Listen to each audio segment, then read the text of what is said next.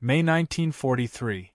General Eisenhower stood over a sand table model, his gaze fixed on a mock-up of the Siegfried Line, the massive network of concrete fortifications and bunkers defending Germany's western border. The Allied plan, once troops established a beachhead, was to push the enemy back, but a chilling question hung in the air: how do you burn out an entrenched enemy? Standard high-explosive ordnance was effective against walls, but the enemy was dug deep in fortified positions, pillboxes, and dense urban terrain. Conventional shelling often created rubble, turning city streets into fortified mazes where German troops could hide and fight from cover. The goal was not just to destroy structures, but to deny the enemy use of them, to create an environment where staying put meant being consumed by fire. Up to this point, the Allies had primarily relied on white phosphorus and small quantities of thermite, delivered in inefficient canisters. They were dangerous to transport, lacked penetration, and often failed to ignite the dense, cold concrete of a German bunker. Logistics officers estimated that to clear just a few city blocks or a single sector of the Siegfried Line would require more explosives than the entire initial D-Day allocation. The numbers, yet again, didn't work. The battle would stall in a sea of rubble long before the Allies could reach the Rhine. Intelligence reports reinforced the grim outlook. German defenses were layered with flammable but difficult-to-ignite materials, often packed with earth and sandbags that smothered standard incendiaries. A new weapon was needed, a weapon that carried its own atmosphere of hell, capable of penetrating steel and concrete and sustaining an inferno. In desperation, the Ordnance Committee proposed an audacious idea: if high explosives couldn't solve the problem, perhaps a dedicated weaponized fire could. The concept was terrifying. A new generation of massive incendiary bombs and portable, high-pressure flamethrowers that could turn bunkers into ovens and streets into infernos. It had never been fielded on this scale. The chemistry alone was daunting. Stable napalm mixtures, reliable ignition systems in freezing rain, and weapons that wouldn't accidentally consume the men carrying them. General Omar Bradley, viewing early test footage, simply said, "Gentlemen, we will need to clear the way. Give us the means to make it burn." And with those words, the terrifying became a military objective. Somewhere deep within the U.S. Chemical Warfare Service and the British Petroleum Board, a small team of chemists, mechanical engineers, and ordnance experts began sketching what would soon be known as the Fireball Project, experimental incendiary weapons. It would be one of the most controversial and decisive projects of the entire war, built not with metal, but with flame, chemicals, and calculated heat. Summer 1943. Behind the barbed wire of an experimental testing range in Utah and a secluded British research station, a small, multinational team of chemists and engineers gathered around steel tables scattered with flasks and burnt shrapnel. The project had a simple, chilling goal: to weaponize fire. At first, even seasoned scientists were skeptical. Creating fire was easy. Controlling and weaponizing it on a mass scale was not. Early experiments with simple gasoline mixtures resulted in fast, dramatic burns that lacked the stickiness and sustained heat needed to defeat heavy fortifications. The fire would flash and be gone, leaving the target largely intact. The man chosen to turn this volatile concept into reality was Dr. Louis Fieser of Harvard University, a brilliant chemist who quickly realized they needed a fuel that was both potent and adhesive, one that could defy wind, rain, and gravity. Fieser's team focused on aluminum soaps combined with gasoline to create a thick, jelly-like substance. This new material, napalm, naphthenic and palmitic acids, was a breakthrough. It could cling to vertical surfaces, burn for minutes at a time, and reach temperatures high enough to melt steel. From the chemical chaos, two primary weapon systems emerged. The M47 thermite bomb, a massive, thin-skinned bomb designed to penetrate roofs or lightly fortified positions before releasing a self-sustaining, high-temperature, over $2, 200 \circ \text $CU, thermite reaction. The Crocodile Flamethrower, a British-designed, tank-mounted flamethrower capable of projecting a stream of napalm up to 100 yards under immense pressure, designed to hose down the mouths of concrete bunkers. Each system presented unique dangers. The M47s were so volatile that special handling protocols had to be invented to load them onto bombers. The Crocodile, while effective, required complex plumbing, immense pressure tanks, and a carefully stabilized napalm mixture, as a broken line could instantly turn the tank into a self-immolating coffin. In a confidential report to the Joint Chiefs of Staff, Fieser wrote, "The new mixture will provide a sustained burn previously unknown in combat. Success will depend on secure handling, precision targeting, and mass application." Roosevelt and Churchill personally approved the plan in late 1943. The project's scope expanded overnight. Chemical plants were converted, new high-pressure nozzles were machined, and entire tank units were sworn to secrecy. The chemical industry, once focused on domestic products, became part of a covert military operation. Every worker knew only fragments of the plan, enough to manufacture the components, but never enough to guess its hellish purpose. Somewhere in a secure military laboratory, a small brass plate was affixed to the first production batch of napalm jelly. It read, "Fireball, incendiary material. Classified high priority." The countdown to one of the most chemically daring gambles in wartime history had begun. Spring 1944. The quiet testing grounds of Britain and America roared with the sound of compressed air and searing heat. Engineers and chemists worked side by side, often shielded by bunkers, perfecting the weapons that would deliver the flames. At the heart of the Fireball project were the Crocodile and the M47. Both were marvels of wartime innovation, born from desperation and a thorough understanding of chemistry. The Crocodile flamethrower was mounted on the Churchill tank chassis. It replaced the hull machine gun with a powerful, flexible, rubber-piped nozzle that drew its fuel from a large, armored trailer towed behind the tank. This trailer held hundreds of gallons of napalm. The system used compressed nitrogen to force the viscous fuel out at speeds approaching 60 miles per hour, vaporizing into a coherent, blazing jet on contact with air. Engineers faced a constant threat. The entire system had to be pressurized to withstand the fuel's stickiness without rupturing under enemy fire. They developed new quick-release couplings so the tank could drop the burning trailer in an emergency. The M47 thermite bomb was an aerial weapon. Unlike traditional bombs, its casing was designed to be thin, maximizing the volume of the thermite/napalm payload. The challenge was the ignition fuse.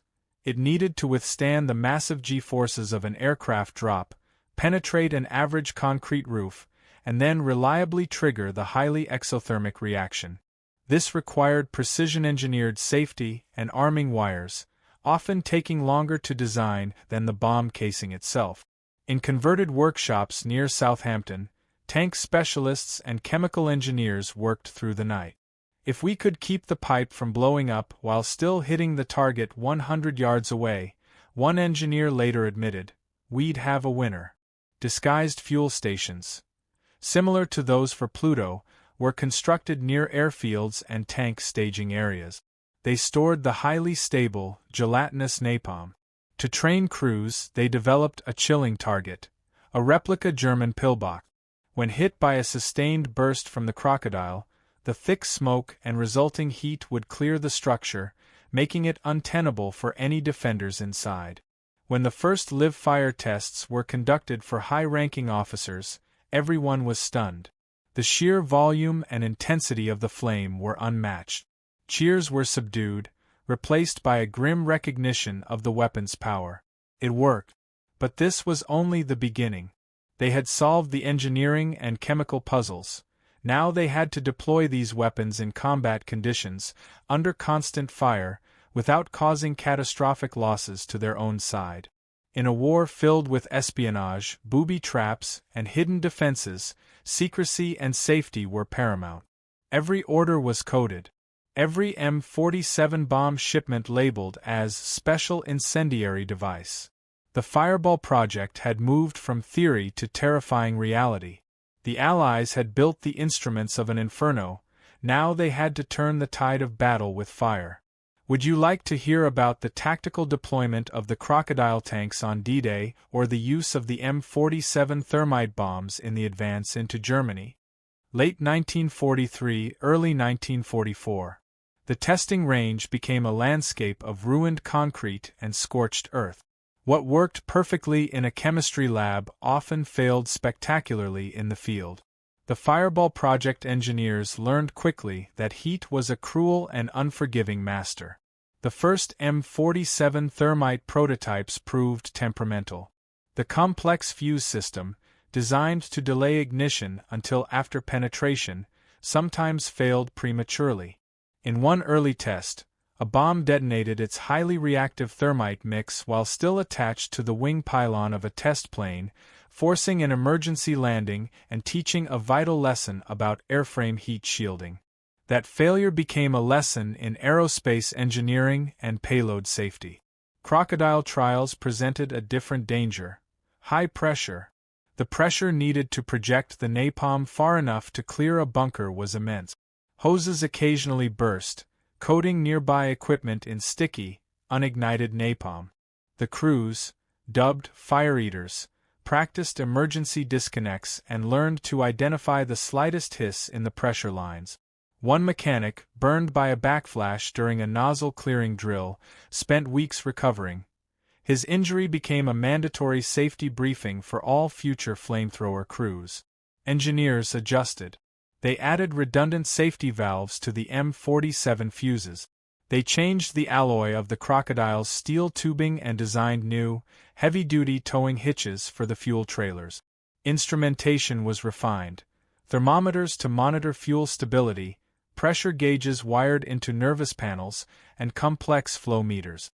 When a night test finally ran for 5 straight minutes, reducing a multi-room bunker to glowing embers without a single mechanical failure, the men on the range roared their approval.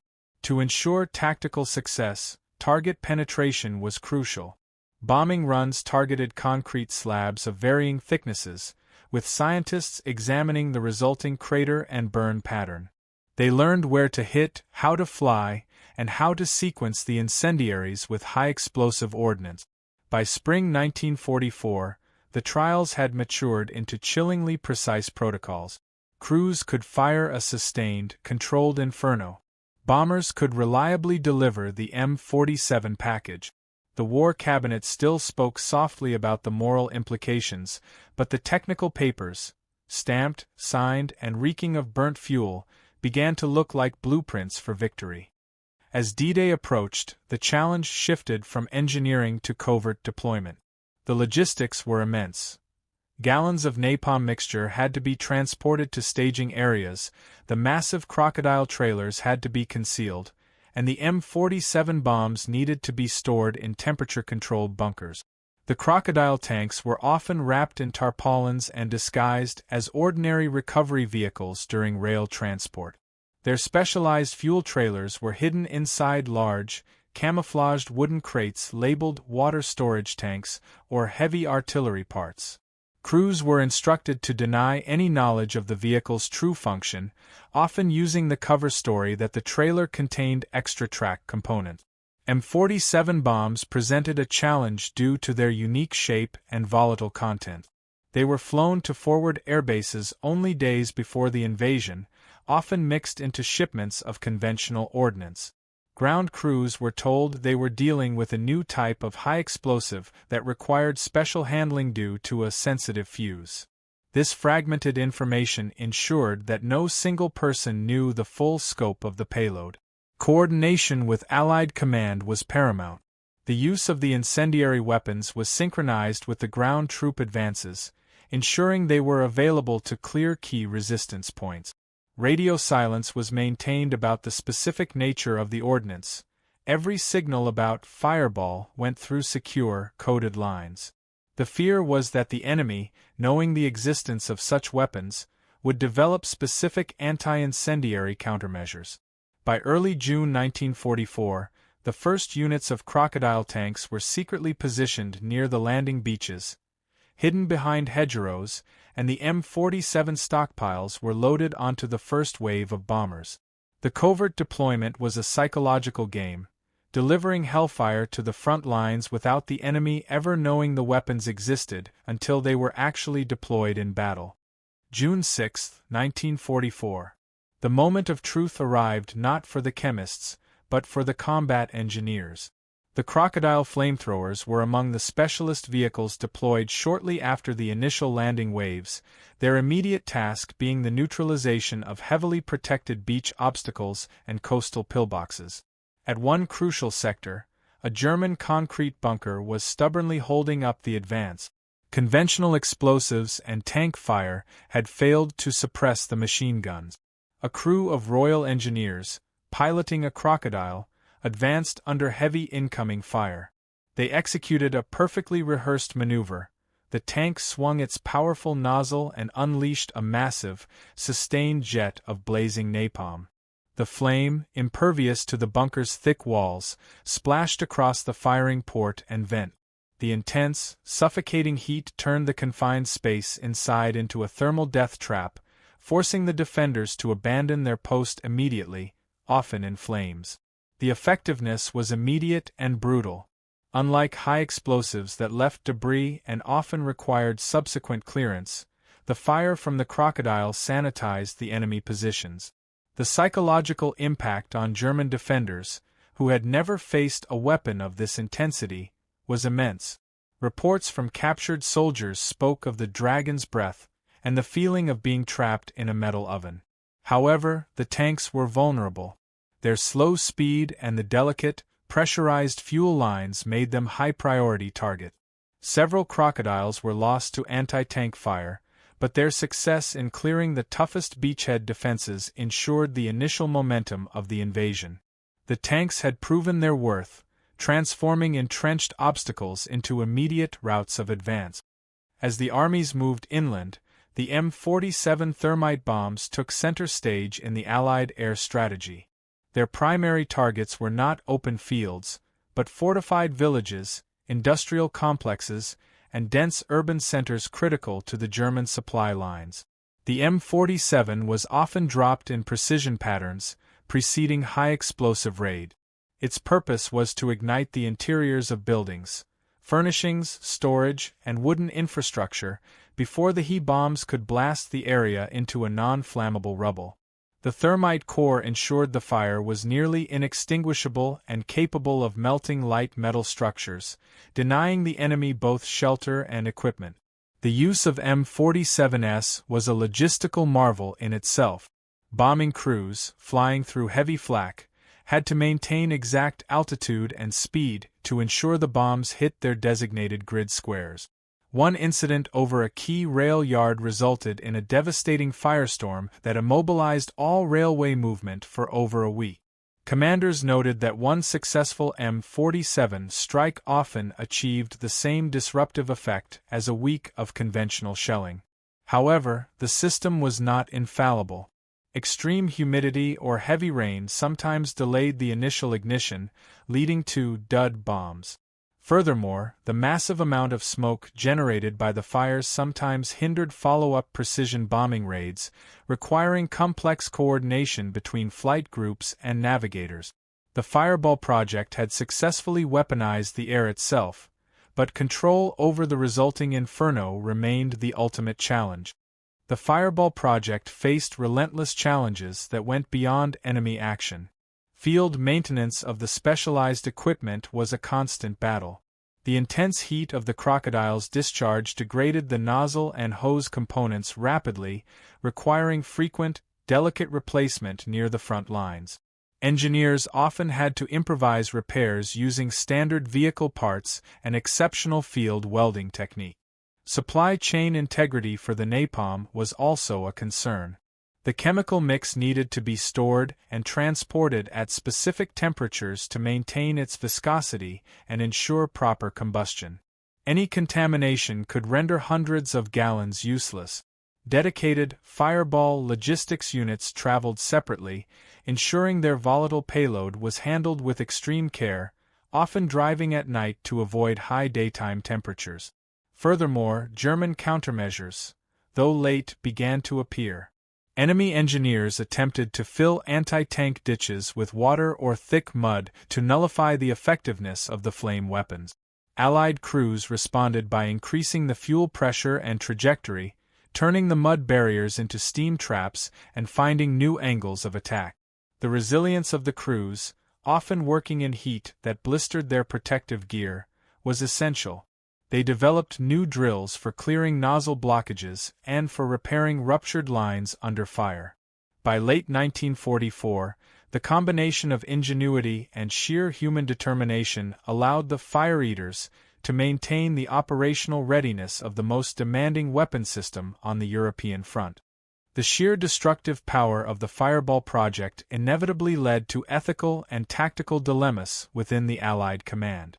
The use of widespread incendiary bombing, particularly in densely populated areas, was a contentious topic, often sparking heated debate among strategists and political leaders. The prevailing tactical justification was efficiency. Fireball weapons, by clearing bunkers and sanitizing fortified positions, saved the lives of countless Allied infantrymen who would otherwise have to engage in costly, close-quarters combat. The M47s, when used on industrial targets, were deemed highly effective in destroying the enemy's war machine with fewer sorties than conventional high-explosive raids. However, command was acutely aware of the risk of escalation and the potential for propaganda backlash. Detailed rules of engagement were drawn up. The use of crocodiles was strictly limited to clearing military-grade fortifications, and the M47 bombing runs required high-level clearance and were restricted to areas of verifiable military value. This stage demonstrated that the success of the Fireball project was not solely an engineering feat, but a matter of calculated risk and moral precision. The weapons were viewed as necessary tools for a total war, designed to minimize Allied casualties by maximizing the tactical paralysis of the enemy. The fire was terrible, but its use was strategic, a controlled horror deployed for a decisive purpose. The success of the Fireball project left a profound and controversial mark on military strategy and weapons development. For the first time, dedicated chemical and thermal weapons had been used to sustain a major offensive, proving that fire could be integrated into the logistical and tactical framework of modern warfare. The operational use of napalm in the Crocodile and M47 systems led directly to its mass production and refinement, fundamentally changing the nature of close-quarters combat and aerial interdiction in subsequent conflicts. The engineering innovations, the stable gelatinous fuel, the high-pressure projection systems, and the specialized fuses, became case studies in military academies and defense research centers globally. Beyond the technical achievements, the Fireball project symbolized the fusion of chemistry and engineering under extreme wartime pressure. Scientists, tank specialists, and aircrew worked seamlessly, overcoming the inherent dangers of their volatile instruments. Today, the story of the Fireball project stands as a grim testament to human ingenuity, demonstrating how advanced chemical weapons, deployed with tactical precision, can decisively influence the outcome of war by turning concrete and steel into an inescapable furnace.